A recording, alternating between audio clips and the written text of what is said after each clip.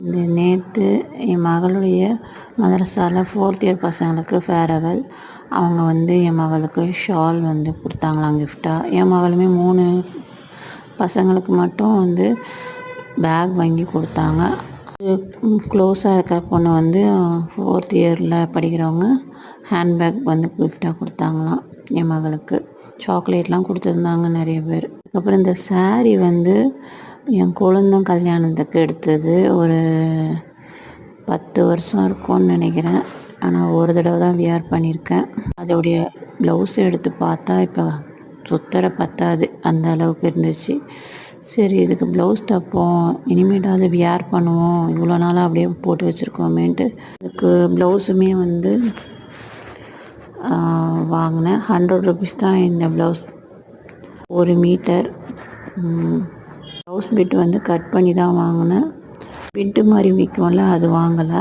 இதில் 3 கலர் என்னென்னா silver colour, அப்புறம் காப்பர், அப்புறம் பிங்க்கு சேர்ந்த மாதிரி வாங்கியிருந்தேன்.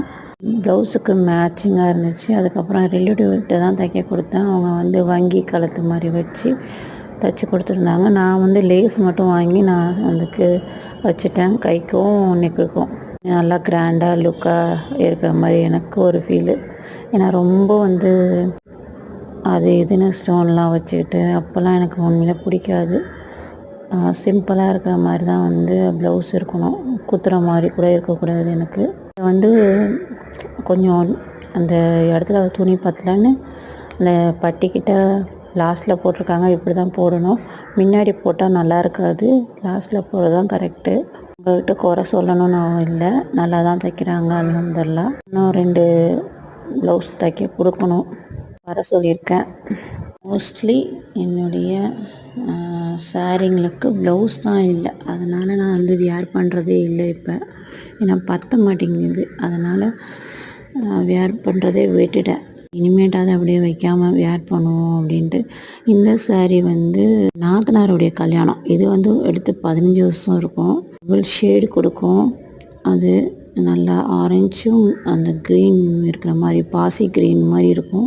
குழந்தை ஒய்ஃபுக்கும் எனக்கும் ஒரே மாதிரி தான் எடுத்தோம். அது இப்போ எங்கே இருக்குன்னு தெரியாது, எல்லாத்தையும் தூக்கி யூஸ் பண்ணி தூக்கி போட்டுருச்சு. அதான் அப்படியே வச்சிட்ருக்கேன். இதுக்குமே ப்ளவுஸ் இல்லை, அதனால தான் வியர் பண்ணலை.